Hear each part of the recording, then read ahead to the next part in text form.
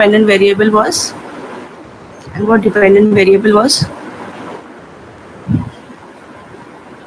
See, we have 2 hour class weekly, and if you don't speak in those 2 classes, there is no fun in reading social psychology. I can very quickly go on and tell you that this is this, this is that. So the real fun would be if you interact and answer my questions. Anybody who remembers? Ma'am, it is independent variable that can be manipulated by research. Manipulated by the researcher. What do I mean by manipulated by the researcher? Example, ma'am, you gave the example of coffee last time. Matlab it depends ki how much coffee we are giving to the person, then seeing how much sleep they are getting. Yeah, so this is the rough example you should remember always when we are referring to lab experiments. The independent variable is that variable or is that phenomenon that the researcher is trying to see what effect it will cause. So it is the cause and effect, whisper effect से कहते हैं, the variable onto which we see the effects of manipulation is known as dependent variable. So this is the basic crux of experimental research, that it wants to see the cause and effect relationship between two different phenomena, two different variables that we want to investigate. So basic, attempt or striving of experimental research is to see pure cause and effect relationship. Examples from social psychology include whether people are likely to help in case of accident when they see somebody in an accident in a street. Are they likely to help or not? Does anonymity increase criminal behavior or not? Does presence of people have any influence on your performance as well or not? So we have many questions. You can address that experimentally, and in order to do that, you need to bring your study down to IV and DB. You have to identify the independent variable and the dependent variable. So now what happens is that because we are not a subject like physics or chemistry where we don't have human participants, psychology is all about studying human participants, and there are many factors which can cause an effect on your behavior, right? So example, going back to the same basic thing that we discussed, suppose I want to see the effect of coffee on sleep, right? So now I want to see whether coffee can cause lack of sleep or not, or can reduce the amount of sleep or not. So this is the causal relationship that I am interested in. But you should also realize and see that sleep is something which can be impacted by many other factors. Sleep is something that can be impacted by the metabolism of the individual factors, such as the person might be already sleeping very less. There might be other physiological reasons for the person to have more or less sleep. So there are many other factors which can have an impact on DV. So these factors are known as extraneous variable or confounding variables, which can have equally potentially good impact or an effect or significant impact on dependent variable. So what we do with those factors? If that is the case, we will not be able to see the pure relationship between coffee and sleep, right? If your physiology is also impacting, suppose there is also a factor of noise in the background that can also impact your sleep. You will not be able to sleep properly. Somebody might not be very habituated in sleeping in light, that can also impact the sleep. So what we do in lab situations or lab setting is that we try to minimize these external factors or any other factor which might confound the result. So if I know that sleep, I want to see the effect of coffee on sleep, I would like to minimize all other factors which might also have an impact on sleep. So the variant, because I remember I told you that it's not that we just give coffee to one group and just see it. We first give 10 mg coffee, 20 mg coffee. That's how we manipulate, right? So the variance it causes, the changes in the sleep it causes, is systematically recorded. So I want to increase the variance or the changes or the effects that is caused by coffee on sleep and maximize it in my study. and I want to reduce the effect of all other factors. Any other factor which might significantly impact my DV, my study variable, I want to minimize it. Otherwise, my results, I will not be able to state my results confidently. Will I be able to? So, I want to minimize the impact or effect of any other factor, any other external or confounding factor on DV and maximize the variance or the effect caused by my independent variable. In this case, coffee. Alright. So, how do I do that? So, there is something known as controlling this external factor, or एक तो तरीका है that you completely remove those external factors. So in mostly you will see that lab settings are designed in such a manner that it's very noise free, it's well ventilated, it is comfortable for the individual. So all those situation environmental factors are controlled and totally removed by the experimenter so that it does not have an impact on DB. There are certain factors that you cannot control completely, you cannot remove completely, but you try to control it by minimizing it. For example, you ask the participants to have a proper sleep a day before and then come for the study, something like that. Just a rough example, right? So, in order to minimize the variance caused by external factors, you do control, you try to eliminate those factors from lab settings. And that is the beauty of lab experiments, that it allows you to have a control over other factors as well. Just imagine a study being done in a field in the sense that in a real life setting. So these factors are difficult to control, but in lab, because you are designing everything artificially, you are able to control each of these factors. So there are two processes that you need to know. एक होता है randomization, right? So when I talk about independent and dependent variable, you should know of one more thing, which is experimental group and control group. Can you see on my screen?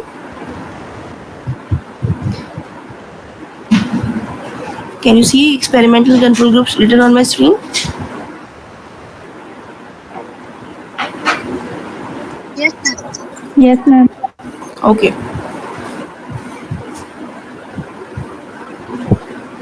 Right. So how do I know that IV has caused an impact on DV? So what I do in my lab experiment is that I create two different groups. One experimental group, one control group. In the experimental group, I introduce or I give the IV. And in my dependent group, in my control group, there is no IV introduced. For example, going back to the coffee example only. So I want to see the effect of coffee on sleep. So I will form two groups. Right? In one group, the participants will have coffee. I will measure their sleep. And in the other group, there will be no coffee, and they will be totally removed.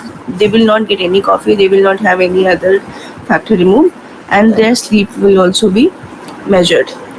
And when I will compare statistically the performance or the sleep levels in both the groups, if it is significantly different, then I can confirm that coffee did have an impact on DV. Right. So experimental group जो होता है आपका, उसमें यहाँ पे एक तो मैंने रफ से एग्जाम्पल दिया कॉफ़ी वाला. You introduce the IV in that group, you have you make that as a treatment group. You introduce your IV and you see the effects on DV. In the other group, it's just the observations you make in terms of DV. There is no IV in the control group, right? So that, and you compare the performances. For example, if you want to see the impact of noise on attention level, right? So in experimental group, will there be noise introduced by the experimenter or not?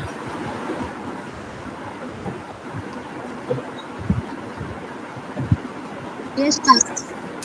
And in the control group, we will try to make it absolutely silent and normal conditions रहेंगे. In both the groups, you will be measuring the attentional tasks, the attentional levels of the individual or your participants, and you will be comparing it statistically. If there is a statistically significant difference, then you can confirm that noise does have an impact on attention level of individuals.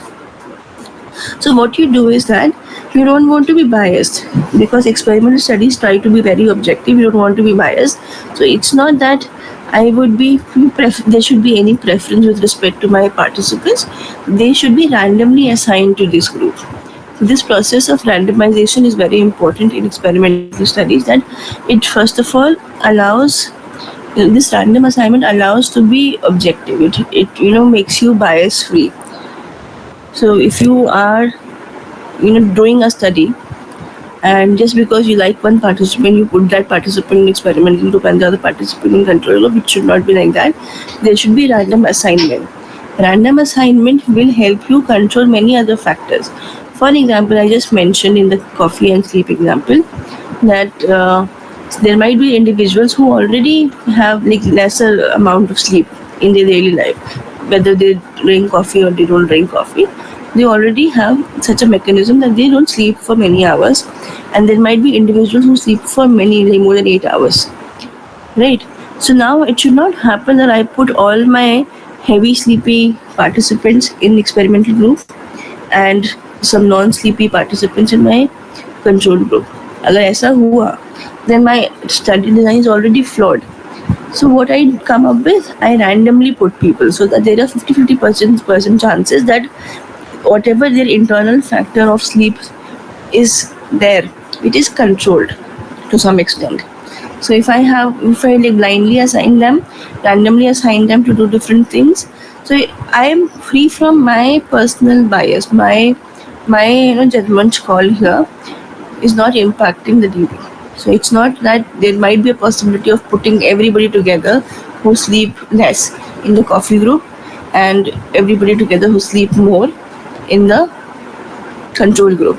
That study will definitely prove that coffee reduces your sleep, but that study is flawed because there was no random assignment or there was no randomization done before people were given these two different groups. So randomization is a process which increases the objectivity of your research. And how do you do randomization? Either you take out chits, fishbowl technique बोलते हैं इसको, or every second participant or every nth participant is selected. So randomization is a very important process, and it reduces the element of any bias, any other factor which might have an impact on your study. All right. One other advantage of experimental study is that it allows you to do manipulation check. So through very clear instructions, so the role of instructions is very important. Coffee and sleep experiment is very, very basic, and you don't need to give much instructions there. But definitely you will have to ask the participant to not drink coffee beyond what it is given in the lab setting. There are instructions given, but then you have psychological experiments. Suppose where you're trying to study cognitive processes, you're trying to study different emotional processes, you need to properly give them instructions so that that they have understood what tasks that they have to do. For example, I want to see the impact of, let me just think, how presentation of different words can impact memory. I want to see that. So I give them with a list of words and I ask them to see them and memorize them and write it down in a sheet of paper. So this is the task that I've given. So I have to make sure first that whether they have understood the task properly or not. So that I am ensured, and I'm very strongly can assert that manipulation of IV only has led to that result. So manipulation of IV was the way it was intended to do initially has been done in that manner only. So instructions clarity has to be given very, very strongly. So you need to check with your participants whether they've understood what they are supposed to do. That will ensure that in whatever way you wanted to manipulate the IV, it was done in a similar manner.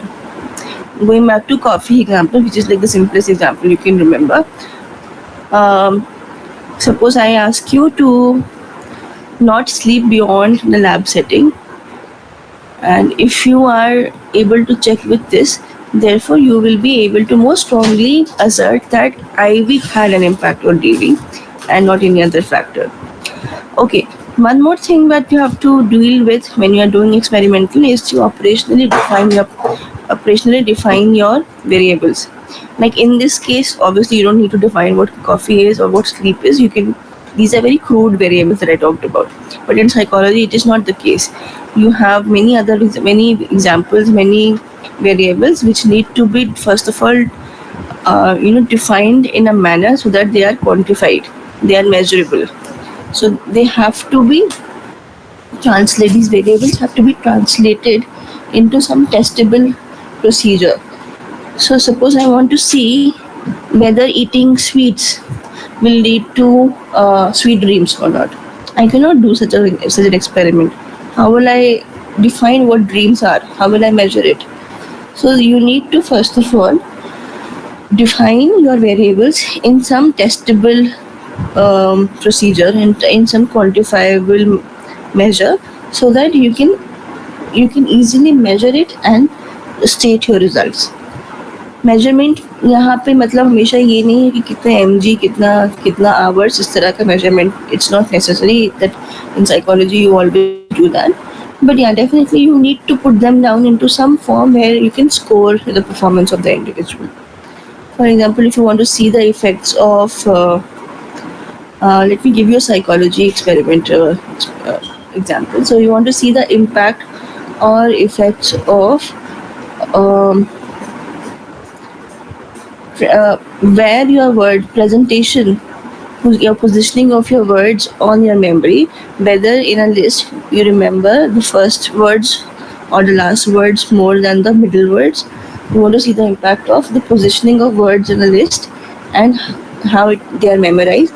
So you need to have certain quantifiable terms into which you can see the difference, statistical difference to देखना है आपको.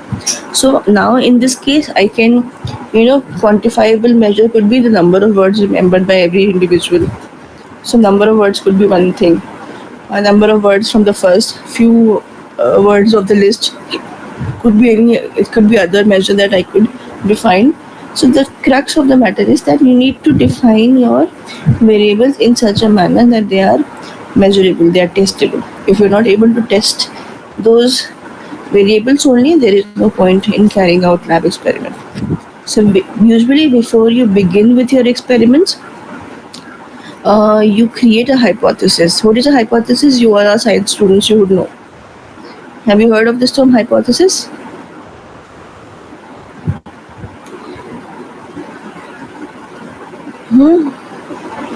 आप लोग सब जी के students हैं, you belong to different science backgrounds. What is a hypothesis?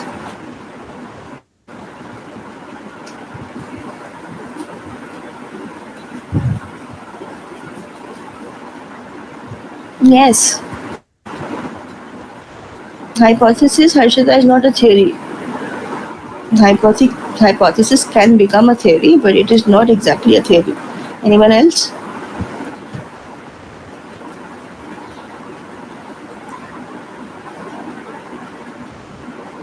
Nobody? Yes. Ma'am, a supposition made on some basic evidence.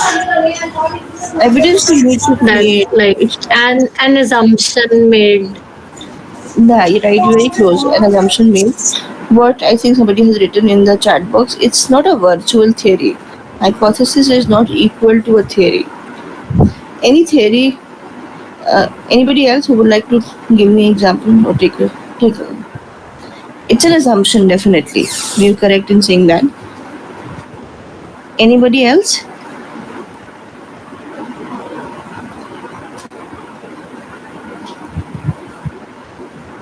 An explanation that has not been found yet. Okay, Shalini, give me example from your own discipline. It need not be yet to be. It has to be proved. Yes. Can somebody give me an example of hypothesis from whatever subject you study? Suppose you're from physics or from chemistry or biomedical science, whatever field you belong to. Can you give me an example of hypothesis?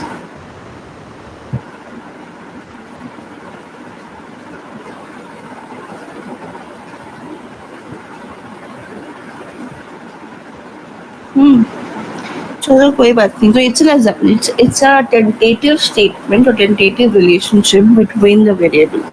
So before I begin my experiment, I make some assumptions. I make some tentative statements that how these two variables I studied would be related to each other, and then I proceed in that manner. So again, going back to the simplest experiment. Okay, I'm giving coffee example. Please don't write coffee example in your social psychology exam. There will be, like, I will discuss one social psychology experiment. It's just for your understanding. So suppose I assume that coffee will reduce sleep. This is my hypothesis. This is a tentative statement which is yet to be proved. I am assuming that intake of coffee would reduce the amount of sleep in an individual. Okay, this is one way of putting together in a tentative arrangement, in a tentative relationship, that this X will have an impact in such a manner. So there can be two ways. Either you can specifically define that there will be reduction in sleep, or I can also say that coffee has an impact on sleep. I don't know whether it will be reduced, whether it will be increased. I don't know. I can also create a statement like that. Nonetheless, both of these statements are hypothetical in nature. That's why we say that it's hypothetical. It's something which is not, I don't have evidence for it. It's something which does not exist in theories right now. But it's a tentative statement. I am assuming, I'm trying to test through my experiment. Right? So, forming your hypothesis before your study is extremely important. On the basis of that, only you proceed further, right? So, I want to see the impact of serial positioning, the positioning effect, the example I gave, on my memory. So I will have to assume certain relationships that will give you a framework for your study. So forming hypothesis is extremely important. So let's go down to one experiment in social psychology that is one of the most, I think, famous, or you can say infamous, experiments that were done in social psychology. So there is this study by Zimbardo. So there's this social psychologist known as Zimbardo, and he experimented on how social anonymity will lead to criminal behavior, or does it lead to criminal behavior or not. So his hypothesis was that when there is an increase in social anonymity, there is an increase in degree of criminal act. Right? Do you all understand anonymity? Do you understand the term anonymity? Anonymous होना क्या होता है? So when I say increase in social anonymity will increase the degree of criminal act, what is my IB here and what is my DB here? Anyone?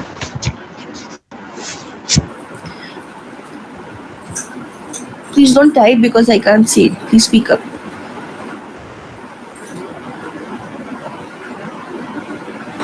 IB is social anonymity. Yeah, and DB will be definitely degree of criminal act. So दोनों अब हम step wise देखते हैं जो भी concepts हमने ऊपर किया. IBDB is identified here. Everybody is clear with IBDB. What is social anonymity? What is being anonymous is that you're not identifiable. That is what anonymity means. Right? Now I need to put these two variables in some measurable form. Operationalization का concept देखा था ऊपर. Right? So degree of criminal act, how he operationalized was, he designed an experiment where he asked his participants to give small electric shocks to the individual, to two different different participants in a group. They were asked to give little electric shocks. So that is how he tried to operationalize the degree of criminal act.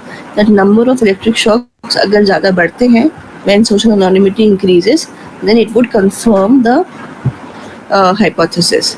So again, to test this hypothesis, the relationship between this IB and this DV, he created two groups.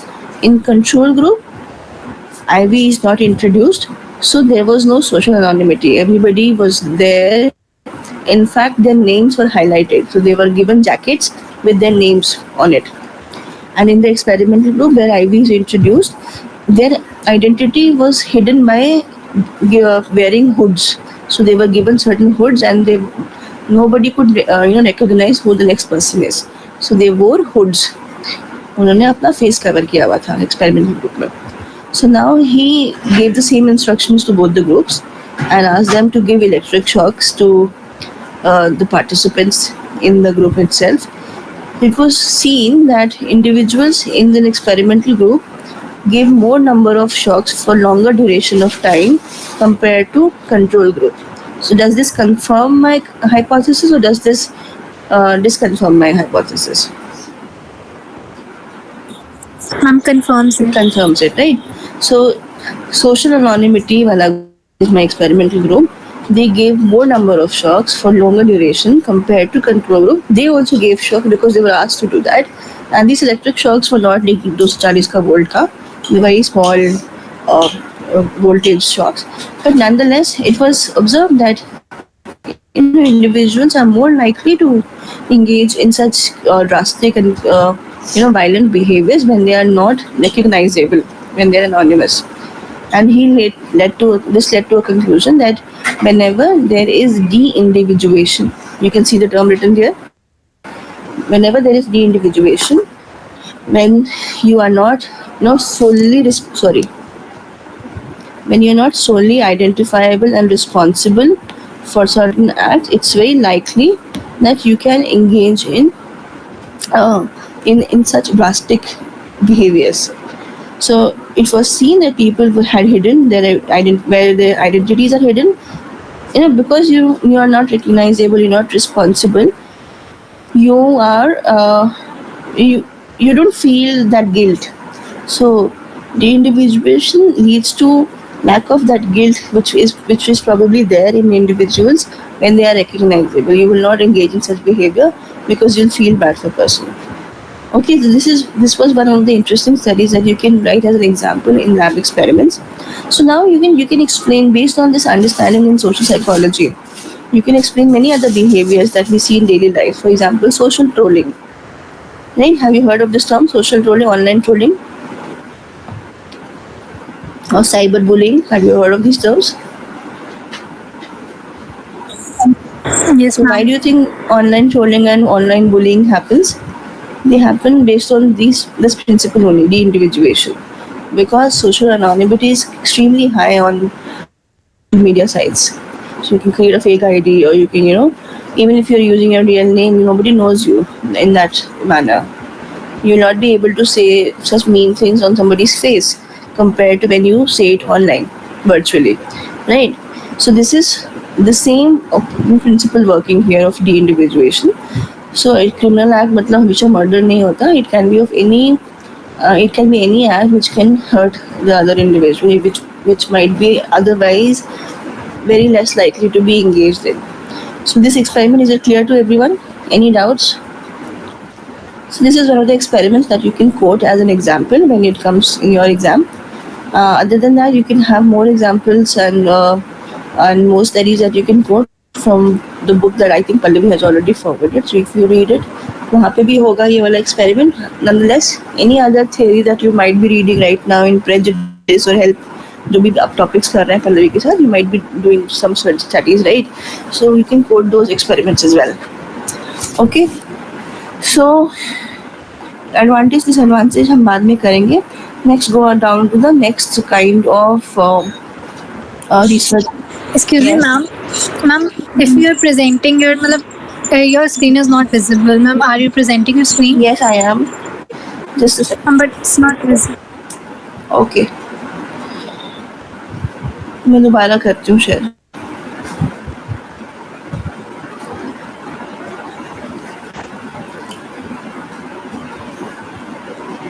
Is it now visible again? Yes, ma'am. Okay, so now let's go down to another kind of research method that we usually see in social psychology. And one of the in field studies, what happens is that there are many kinds, first of all, and in field studies, go out in the real life setting, and try to study that behavior. In lab experiments, what you were doing is that you were trying to study any social behavior or social phenomenon in lab settings, right, within the four walls of the labs. But in field studies, which includes field experiments, naturalistic observations, ethnographic studies, quasi experimental studies, what you do is that real life setting में आप जाके अपना research करते हैं. So one of the field studies of ways of doing field studies is field experiments.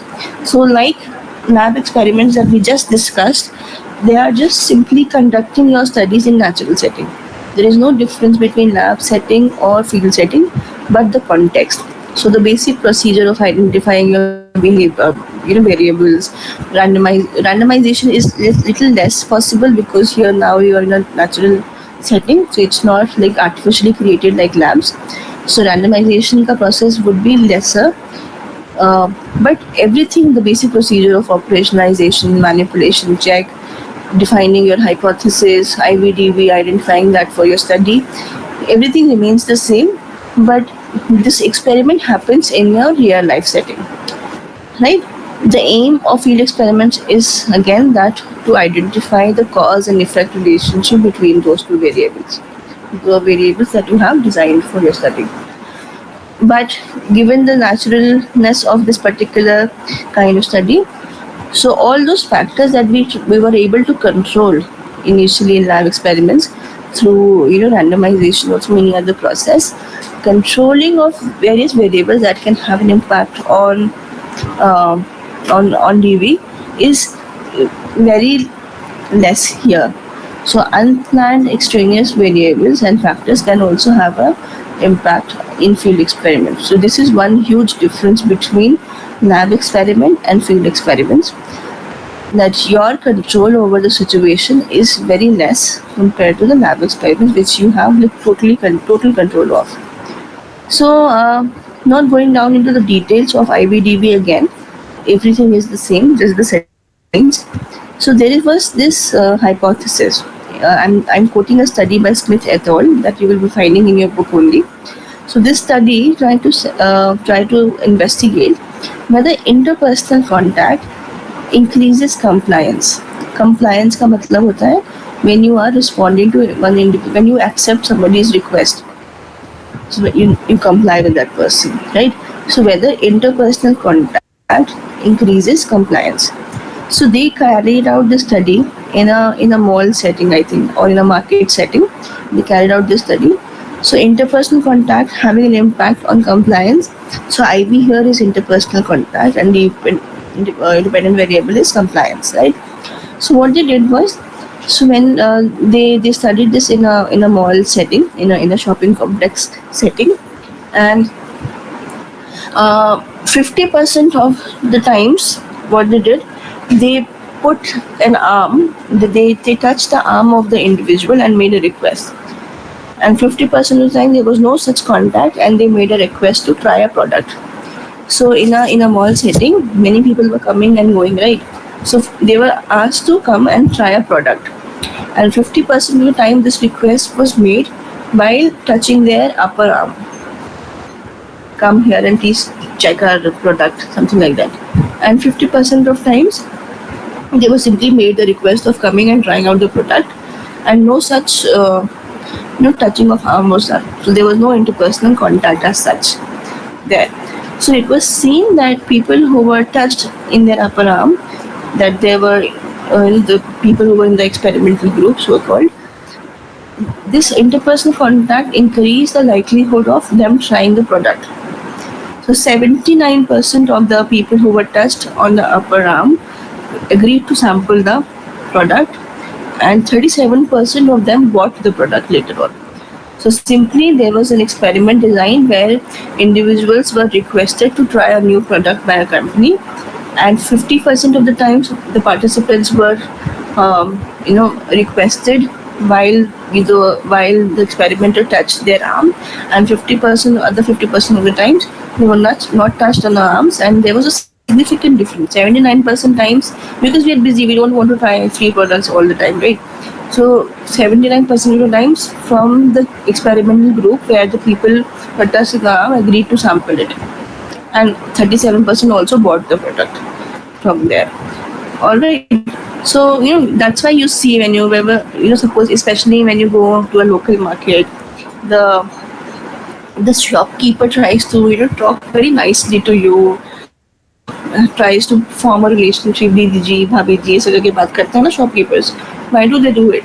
because they want you to buy the product. So they want you to comply with their request and their prices.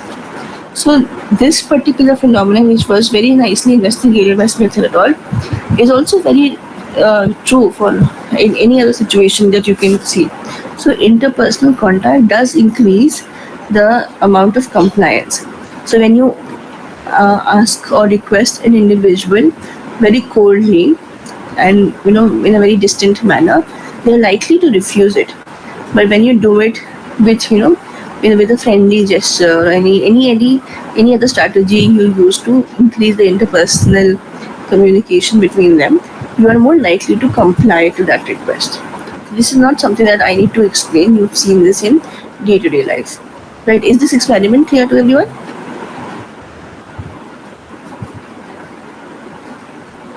Yes, ma'am. कोई doubt है इस experiment में? So what I need you to do is that I will not do the advantages and disadvantages of both lab experiment and field experiments. Now this is your homework. Now I've taught you lab experiments, I've taught you field experiments. Now your task is to compare them and see the advantages and disadvantages. You can do this from any social psychology book that you find. So I will discuss this in the next class, that is next Monday. So first I will ask you to define these two methods and compare them advantages and disadvantage wise. ठीक है? Clear homework, everybody? So you will have to talk to me about the advantages and disadvantages of both lab experiments and field experiments. Alright? Say yes. We've understood the homework. समझ में आया सबको? हाँ ना हाँ कुछ तो नहीं. Keep saying yes, no, because there is no interpersonal contact in online classes. So I also need reinforcement. Okay. So then there are field studies using observation. Observation is something that I think everybody here understands, right? Observing something, noticing down very carefully about something that is happening that you want to study. So observation is very well used in psychological studies, but sociological studies में आपको ज़्यादा frequently देखने को मिलेगा than social psychology. Nonetheless, it's a popular method in social psychology also. There are two kinds of observations: naturalistic observation and ethnographic studies. So we'll do but nonetheless, both of them are known as in situ study. That means the researcher or the investigator has to visit the context and study the behavior of individuals in that context. So observation में हम लोग कोई IVDV नहीं define कर रहे हैं. We're not trying to establish any cause and effect relationship. We're simply observing a behavior and trying to investigate systematically about it through observation. So there is no manipulation of IVDV. There is no measurement happening here. It's simply observation based on various criteria I create, right? So in naturalistic observation, investigators simply observe some naturally occurring behavior without interviewing or making changes in the situation. So unlike in experiments, you don't make any changes in the observation in the setting. So you just simply visit that setting and observe people. Suppose I want to see whether people are obliging or whether people observe traffic lights rules or not. So I can simply stand on the traffic light entire day and note down that who are people more likely to engage in socially civic behavior, and they observe and behave in a very good manner. Like in traffic, they follow all the traffic rules, and who are the people who don't do that. So I can simply go and visit that site and observe people doing that. Or suppose I want to see how when children are left alone together, how do they interact with each other? I want to see this interaction. So I can simply put some children in a room, and then I can ask them to I can just observe them from behind the screen. Naturalistic observation में बड़ा classic and बड़ा funny सा example Big Boss हो सकता है. What do we do in Big Boss? Like they are all placed in a situation, and all the observations are made from the glasses behind, right? So it's something of similar sort, just that the Big Boss situation is little artificial in nature, and here we are trying to do the study in a natural setting. So the investigator or the researcher goes to the setting and observes the behavior. So there can two ways through which he can observe it from a participant. Just a second, I think somebody's mic is on. Okay. So yeah. So either you can do it in a participant manner or a non-participant manner. So participant manner observation means that you are directly engaged with the activities which are happening. Suppose I am interested in knowing the interaction between the children, and I am there observing their behavior while I play with them, right? Another way of doing this is a non-participant way, where I can just put the children and put a video camera or a CCTV camera, or maybe I can go behind the glasses and see and observe in an unobtrusive way manner. So I don't interact directly, I indirectly collect the data. So दोनों तरीके से हम कर सकते हैं, direct engagement से भी, indirect engagement से भी. What do you think are the advantages of doing or disadvantages of doing participant and non-participant observation?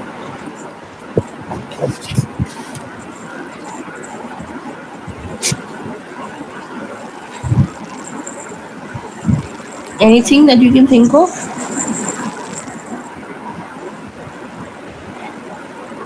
Okay, so there is something which is known as reactivity.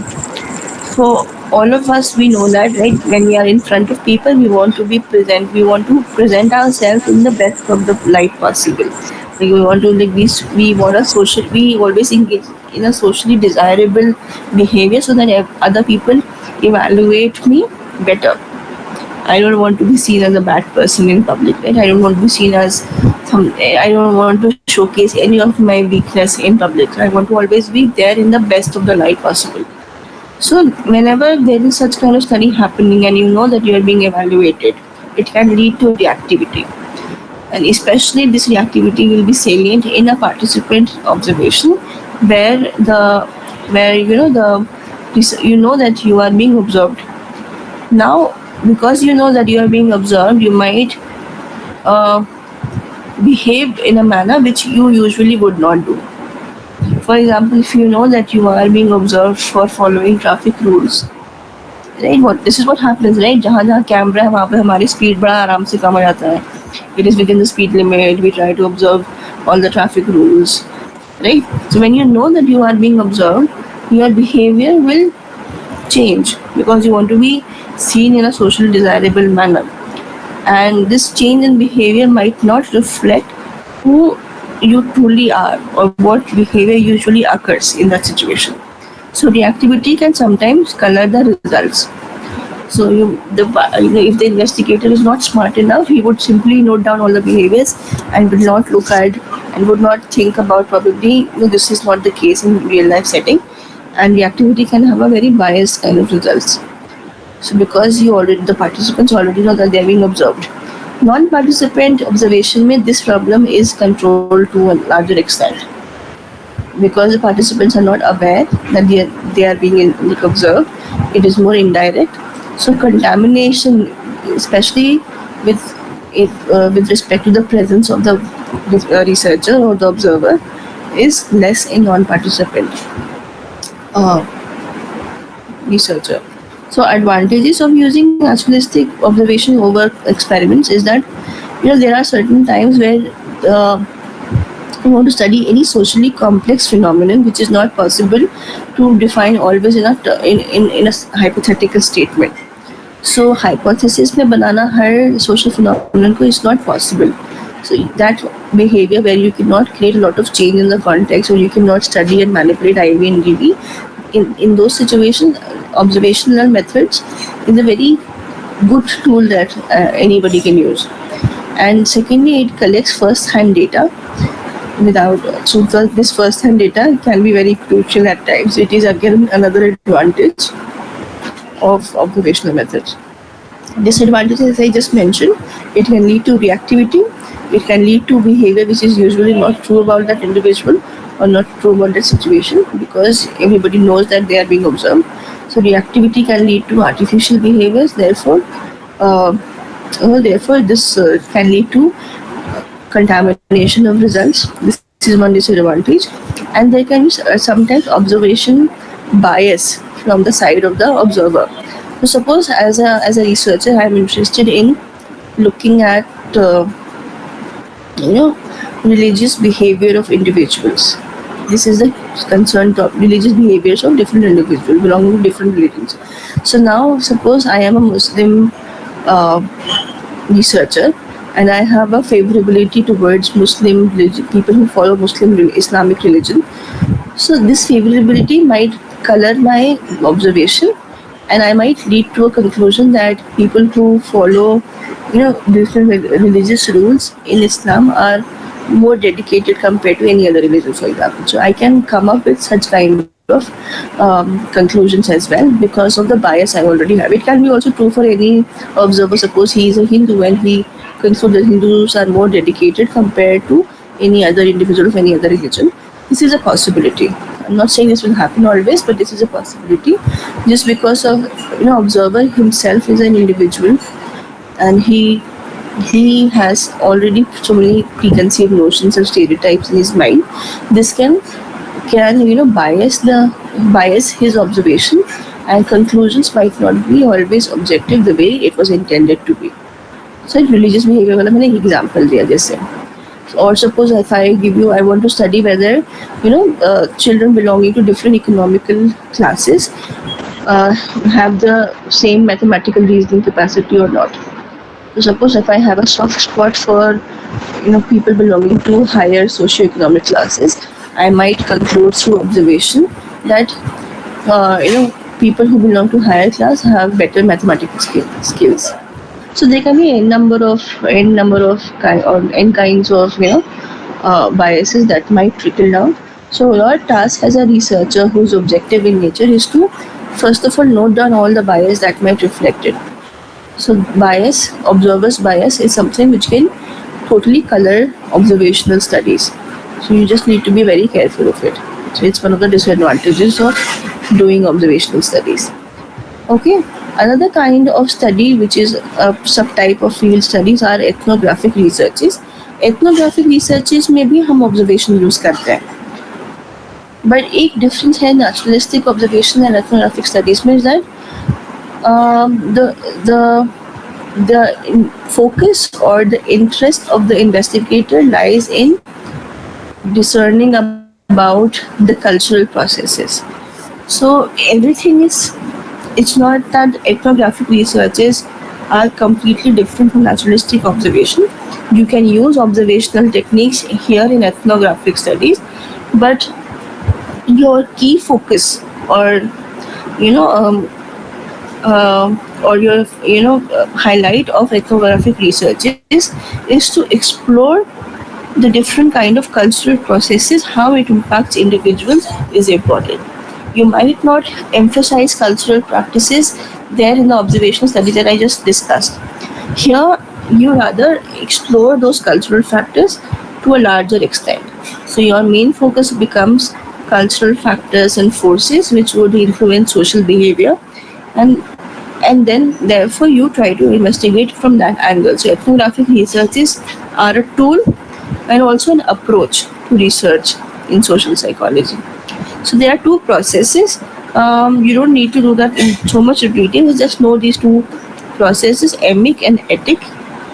So there are like specific outside factors that you can observe and inside factors. So both inside outside cultural factors का focus ज़्यादा रहता है in ethnographic researches, and how cultural beliefs, how cultural practices and traditions shape up the human life, social lives of human, is one of the areas that you investigate through ethnographic researches. So this is not an objective or a quantitative kind of study that we have just done. Lab experiments are quantitative studies, field experiments are quantitative, observations are also largely to many extent are quantitative. Ethnographic is always qualitative study. So one example, suppose I want to see and suppose I want to see the experiences of migration and impact of diaspora. Migration and diaspora का क्या impact होता है in the concept of self. So I want to see this. So here my special interest is that I want to see the impact of migration. I want to highlight the experiences of individuals who have undergone migration process. For example, suppose I investigate all the Afghan people who have just recently migrated and want to see their experiences and highlight that. So, and how do they now redefine their self and identity? So such kind of complex topics which are like very closely linked with cultural setting of the individual. Suppose I want to see how well they are coping up with the new setting that they are now located in. So they have migrated from Afghanistan to India, and I want to see their experiences, their lives, how they now define themselves, how well they are coping with the different cultural changes that they might be experiencing right now. So all these questions can be very well addressed by ethnographic studies. Alright, so advantages include that uh, it's a very good method when you want to especially investigate the inside view of any cultural group, any group per se. And it's because it's qualitative in nature, there is no manipulation of independent variable required, or there is no requirement to change the context. Human interaction as it is, as they are there in the cultural and the social settings, you can observe it very closely. Disadvantages again, reactivity, especially when you know that you are being recorded or you are being observed. Reactivity is something which is possible. Observer's bias is again something that is possible in ethnographic study. Then sometimes there can be a huge cultural differences, especially if the investigator and the researcher is not uh, interactive, or it is not sensitive enough of the cultural differences. So just because of the cultural shock that he might get while interacting with a group. For example, ethnographic studies are very much prevalent and frequent, you would see, in tribal studies. So there's a lot of time that the person who is investigating or who is observing or who is a researcher might not understand well the cultural processes of tribes, and he might be shocked out of it. So he might look at those processes in a disgustful manner. So the research gap or the cultural gap between the researcher and the participant can at times, if it is not addressed properly, lead to lack of knowledge creation through the study. So it would make the study not useful, because the researcher was not able to see the cultural gap. It might lead to a very distant kind of understanding. You will not be able to understand the inside view because you were not able to relate to that cultural group in that manner. Okay, so इसी के साथ एक और field study method है जो experimentation की थोड़ा सी close है. It's not qualitative in nature, it is closer to experimental studies, which is known as quasi experiment, and sometimes it's also known as natural experiments. So here the main difference between field experiment, lab experiment, quasi experiment is that here you do not have any control on IV. So all those strong individual causing factors where you cannot have any control over, these are some of the studies these are the variables that you can study through quasi experiments. So lab experiments में आपके पास बहुत control था IV का. Field experiments में you still had control over IV, but lesser control compared to lab experiments. Quasi experiments you do not have any control over independent variable. So you can not select, you cannot manipulate your independent variable of the study, but definitely you can see what aspect or what effect you want to investigate. So dependent variable is something that you can still choose, but IV के ऊपर आपका कोई control नहीं, कुछ भी आपका manipulation possible नहीं. For example, you want to study the impact of earthquakes on stress. Right, now I can see clearly that earthquake is my IV, and stress levels are my dependent variable. I cannot control earthquakes, right? I cannot create earthquakes, I cannot simulate earthquakes, I cannot do anything with my IV here. So earthquake जब होगा तभी मैं ये study कर पाऊंगी, right? So this is an example of quasi experiment where you are your IV is very strong, otherwise and very rarely occurring phenomenon, and you cannot have any control. For example, pandemic babies. So you might have heard of this term, pandemic babies. So all those children or all those babies that were born just before the pandemic or during the pandemic, so their cognitive development, their mental skill development would be very different, because now they are growing. They most of the first year of their life was in an isolation, in a socially distanced manner, compared to somebody who was not born during the pandemic, where the child was able to go to parks, he was able to interact with different family members. So their level of cognitive development would be different. I can assume that. So now I cannot see the impact of social isolation on cognitive development in a normal experiment, right? It will be unethical for me to socially isolate an individual or a baby and see how he or she grows in mental capacities. I can't do that. So now pandemic gives me a unique opportunity to study it, because everybody is already going through that experience of social isolation, and I can study that this might have an impact. So otherwise, causing earthquakes or causing rose accidents, or I suppose I want to see the loss impact of loss of spouse on depression. So I cannot kill the spouse, right? I have to wait and have to actually I have to only contact only those people who have recently lost their spouse, and see whether they are going through depression phase or not. So these experiments uh, are experimental in nature only to the extent that you are studying a dependent variable, but you have absolutely no control over IV. And any rarely occurring phenomenon or strong phenomenon where it is either unethical or impossible to control IV, you can do quasi experiments.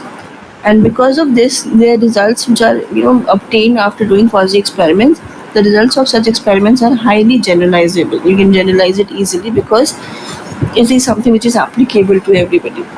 Disadvantage is again that you don't have any control over IV. Okay,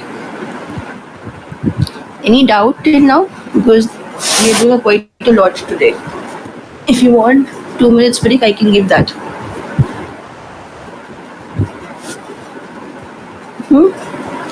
break चाहिए 2 minute? नहीं चाहिए?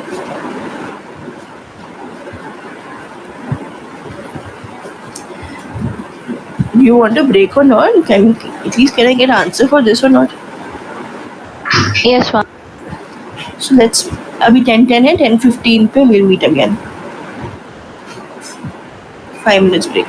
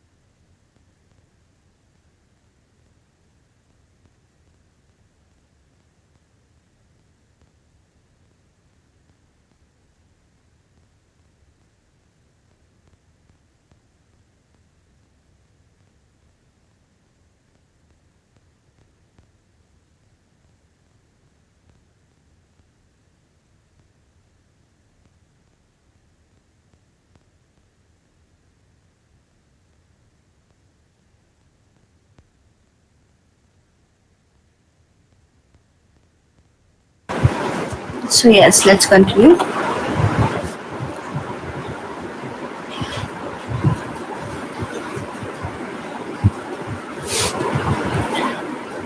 Are you always this quiet in your regular classes also, or is it something special about G that everybody's so quiet? जी में कुछ खास है ऐसा कि आप लोग ऐसे ही हर क्लास में बहुत शांत बच्चे की तरह बैठे रहते हो?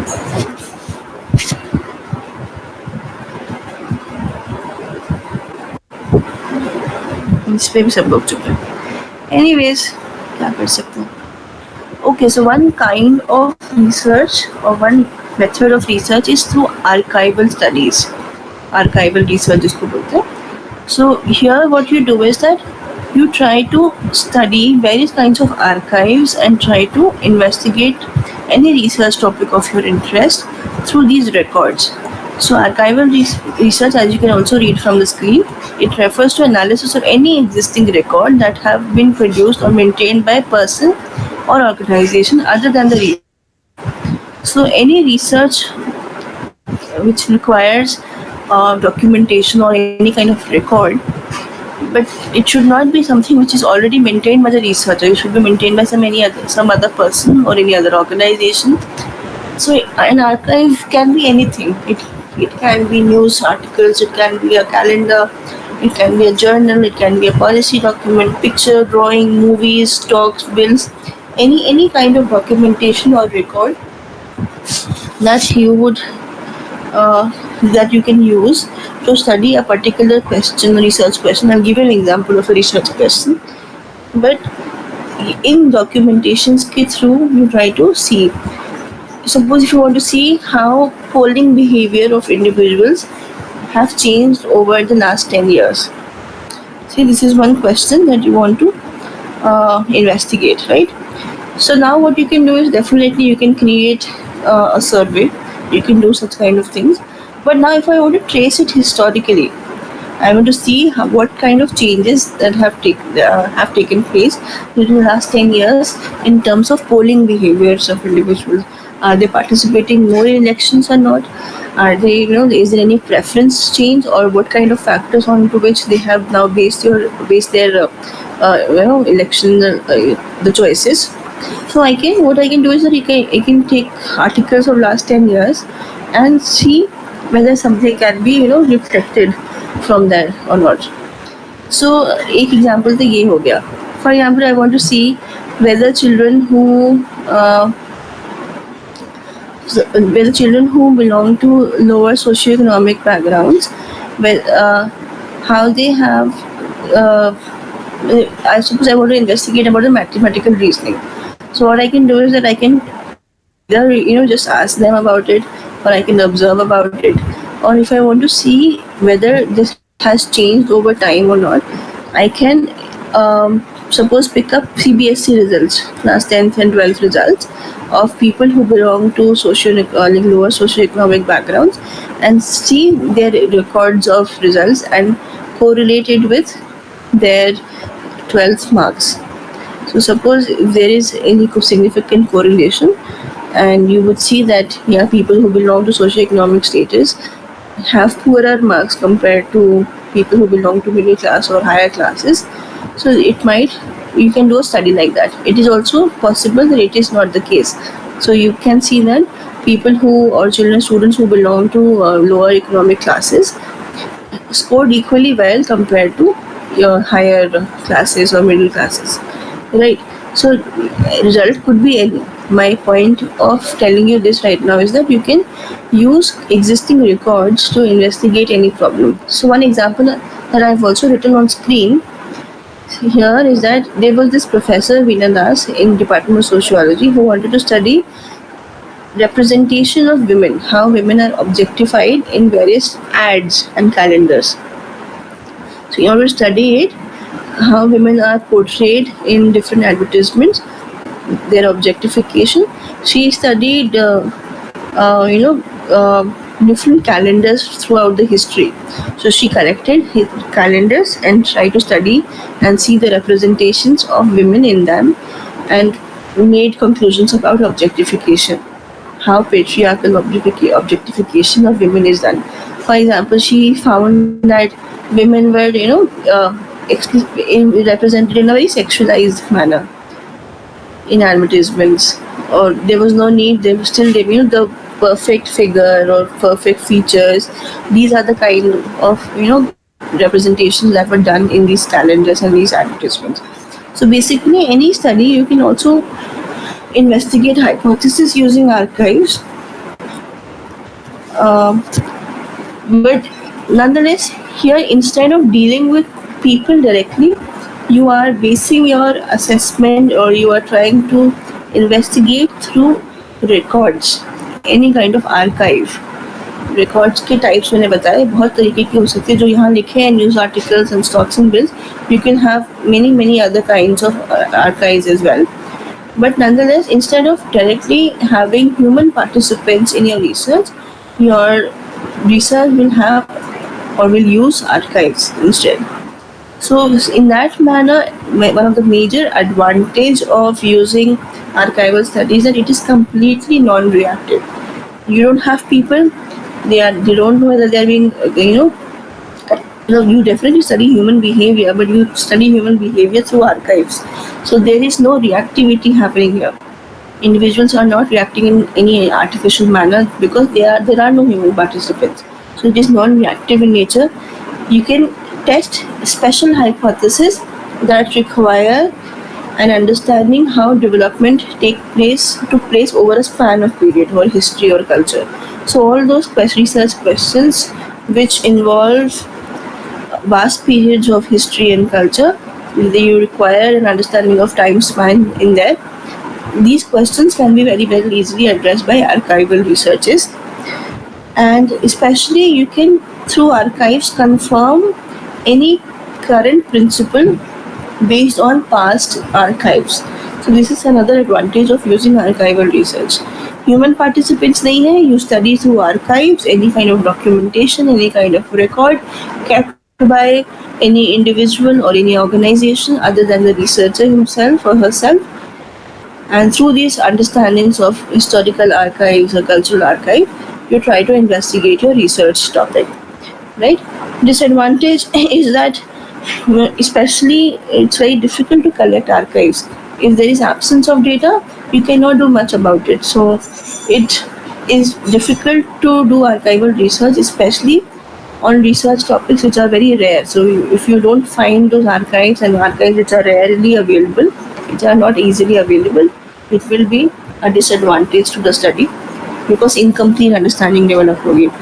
And secondly, another disadvantage of using archival researches is that it depends totally on the original collector.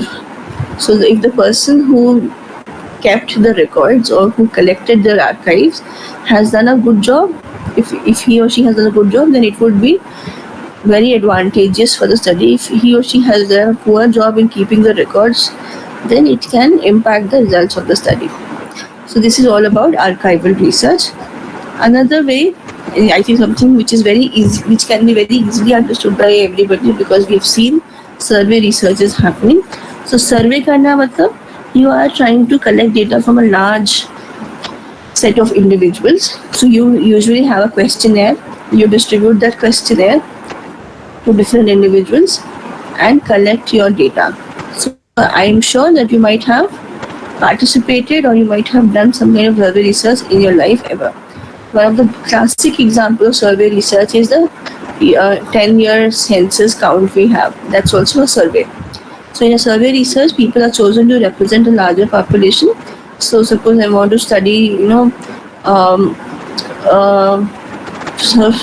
example, subject choices of people belonging to North Delhi. I want to see whether, in class 11th, North Delhi students are more likely to choose science or commerce or arts. I want to study. I can do a very easily a survey study and select certain participants from North Delhi school region and give them a questionnaire and ask them about their opinions and choices. So that's how you do your survey research. So usually the very broad process of survey research is that you define an area, that this is the area that I want to study, and design a set of questions. You design a questionnaire, you select your participants, and you collect their opinions on those questionnaires. And based on जितना scientific selection होगा, जितना accurate selection होगा participants का, उतना accurate inferences होगा, उतना accurate आपका result होगा. So questionnaire, you are investigating. For example, I want to see whether I want to investigate the opinions of individuals towards homosexual group, LGBTQIA plus community, how attitudes of people towards this group. I want to see it. So I can very well and easily create a questionnaire reflecting and asking for their opinions and attitudes towards these people, and then come to an analysis whether they have a positive outlook or a negative outlook, or what is what are the areas where there is lack of understanding, things like that. So survey research, you create a questionnaire. Based on those questionnaire, which is usually meant to measure the attitudes and opinions of individuals, and you can investigate a larger number of data at a very small time, in a very less time. So advantages of using survey is that it's very straightforward. There is no complexity as such. यहाँ पे कोई IBDB का चक्कर नहीं है. You don't have to manipulate. Excuse me, ma'am, what is meant by scientific selection? Scientific selection means that suppose I want to investigate opinions of young Indians towards LGBTQIA plus community. This is my suppose example research question, right? So now I would accurately be selecting participants. So I will have to define the demographic variables of my participants or my sample. So they should be in the age bracket, suppose 18 to 25 होना चाहिए. They should be, suppose if I need any educational background, so they should have graduation degree or something like that. I can define that. Scientific selection means that it should be accurately representing the population I am studying. So if I'm interested in studying young people's opinion, I cannot have older population here. I have to have some age bar or some scientific criteria in order to select them for my study. जितना accurately आप define कर पाएंगे उतना scientific selection हम बोलेंगे. And there are many ways of sampling. I don't know if it was discussed with you in the first year GE paper or not. There are various ways of selecting a participant. Random selection is one of the highest and accurate and most scientific manner through which you can select a participant.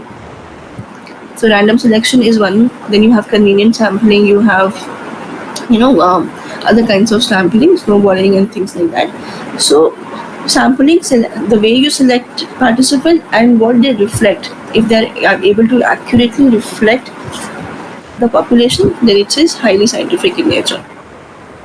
Advantages of surveys is that it's very straightforward. Definitely, you just have to create a questionnaire. Again, creating that questionnaire is not something that you can just do, like that. You have to have a good training. You need to see whether all the words are used properly. You cannot use any jargons in your surveys. You cannot use any difficult scientific words in your survey. It should be simple. It should be straightforward. And this is one of the advantages that we can use this with any lay person. So, and it is highly quantifiable, highly measurable. You can collect larger sets of data in shorter amounts of time. So it's very quick, less time consuming. I can, nowadays though I have Google Forms, as you all know. I can create Google Forms and send it to 10,000 people at the same point of time, and it can very accurately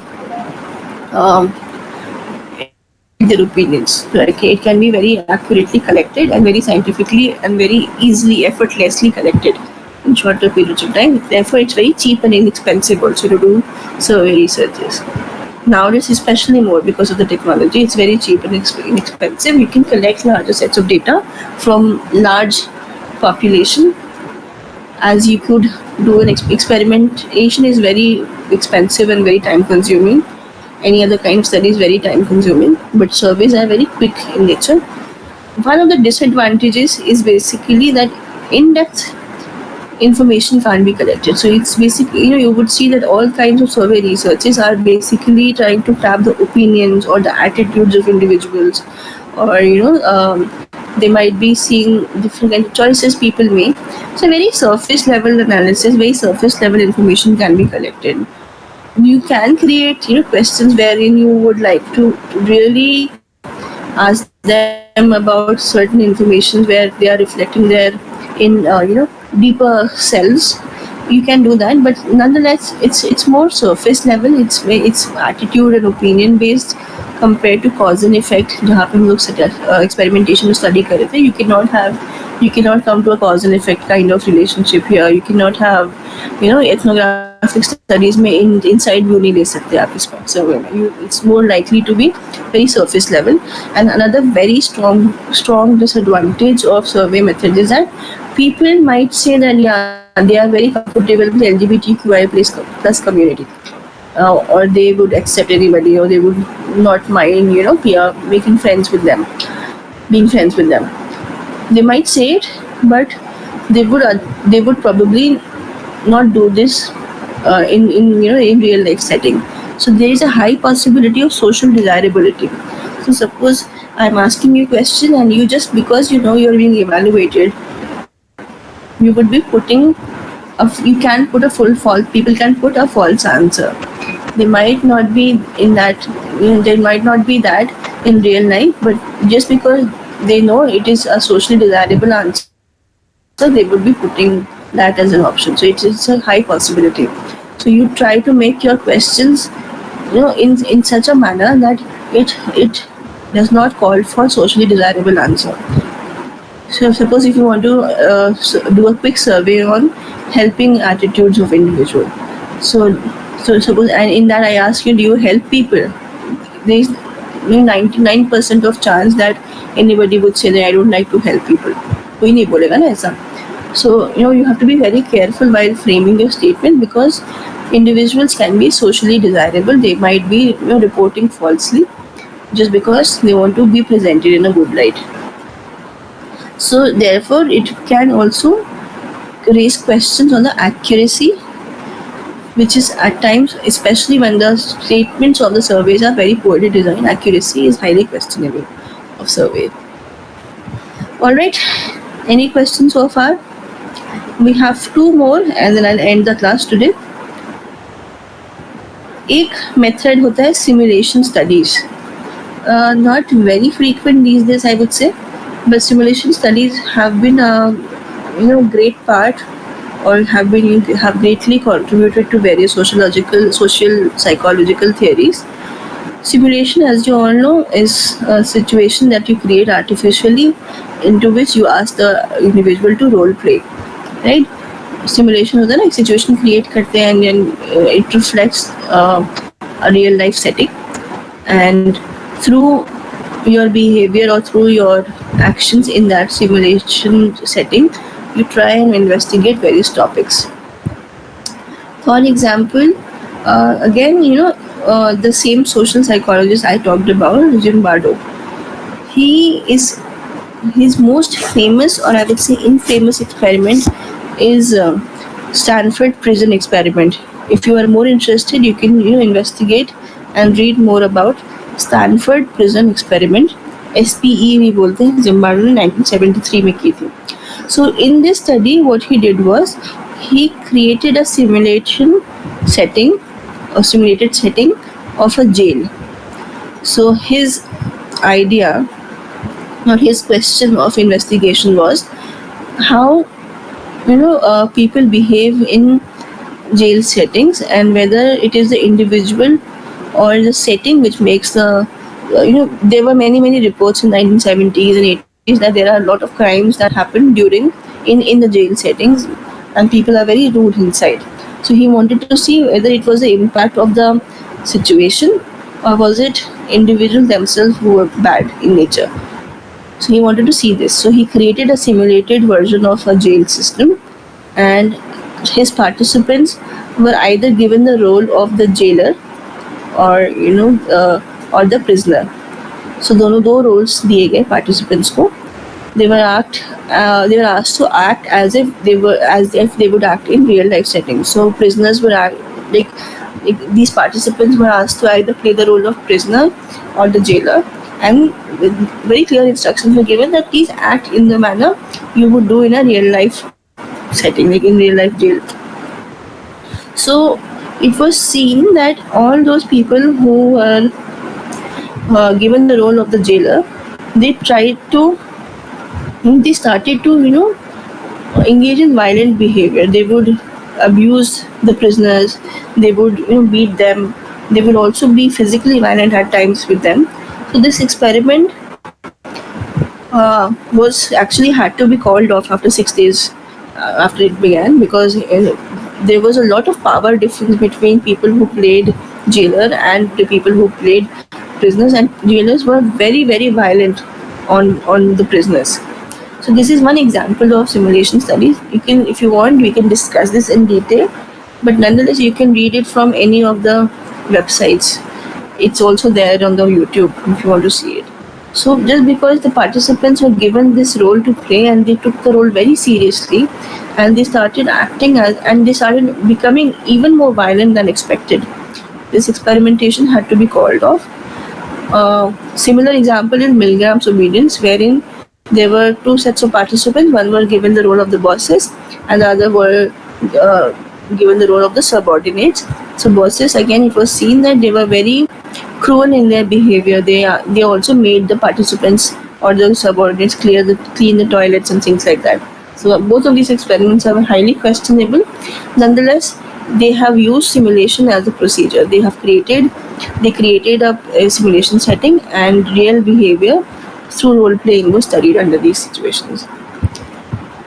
So advantages of using simulation studies is that जितना closely आप design कर पाएंगे, the success of this study depends totally on the degree to which you can create that setting reflecting the real life settings. It's very very humanistic in its approach. It's not artificial at all like lab studies. So ethically and humanistically, if it is like carefully designed, it is very humanistically and ethically satisfying, and it can study situations difficult to study in real life. So I can, suppose doing the same study in jail setting was difficult, it's better for me to create a jail setting and then study the behavior of individuals. So some settings that is not easily accessible, I can create them. So those situations can be easily studied using simulation methods. And disadvantages is that we sometimes subjects assume certain role, and they might behave in a manner which I probably ask them to do that. So they might not behave in a similar manner when the same real setting is there in front of them. And in simulation study, in settings, they might behave very differently. So there might be a gap between their real behavior and simulation behavior. You never know that. So there is a possibility of it.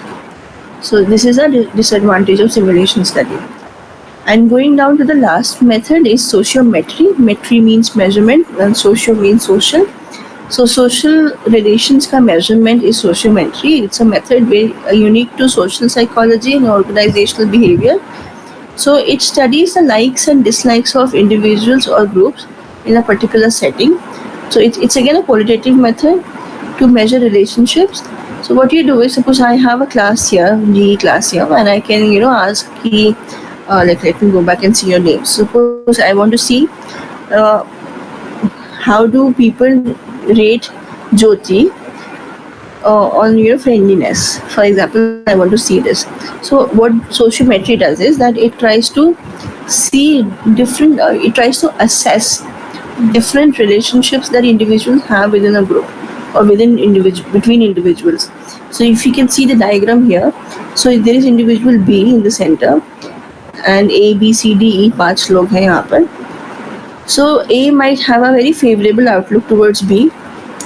C might have a very negative outlook towards B. D can have a very favorable outlook towards B. E is again positively related to B, and B can also have same kind of reciprocity towards A, B might have a negative outlook towards C, something like that, or or a positive outlook towards B.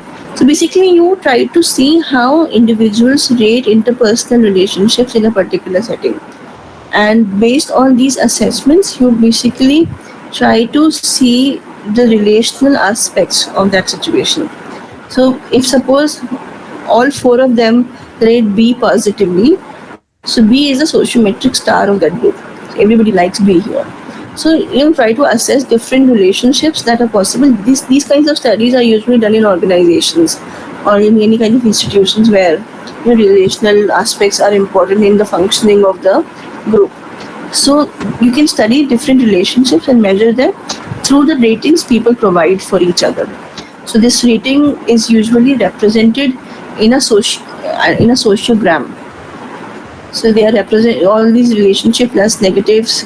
There are different criteria onto which you take ratings. Suppose you take ratings of friendliness and their perspectives and perceptions about how hardworking an individual can be. So you create different criteria and take the ratings of individuals, and these ratings are also kept discreet. It's not necessary that you always tell that. And based on these ratings that individuals provide for each other, you create a sociogram and try to assess what kind of dynamics or what kind of social relationships are operating in a setting. And based on that, you can probably, suppose if you want to increase the work productivity in a company, based on these relational dynamics, you can very well place and give them different kinds of tasks and put them in similar groups. If two people are liking each other, you can put them in a similar group. They might work in a more rigorous manner compared to somebody who's not in good terms with other individual. So you can do many kinds of studies based on sociogram, but nonetheless the basic remains the same, that you want to measure the relationships of individual in a social setting.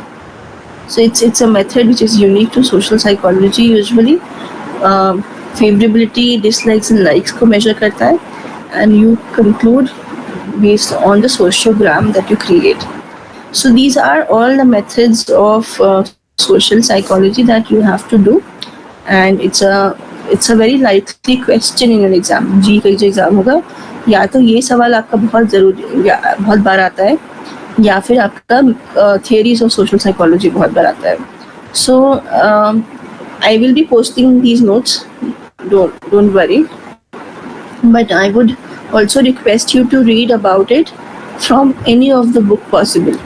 So I think Baron has been uploaded by Pallavi already, so you can read it from Baron as well.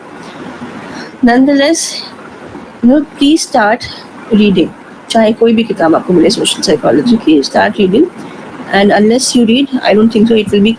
I think if you read properly with examples and with respect to the notes that I will be uploading very soon, it will be very clear. So any questions or doubts you have, you can ask them in the next class. And also remember your homework. Read about advantages and disadvantages of lab experiment and field experiment. I will ask that in the next class. So for today, I think I'll end here only.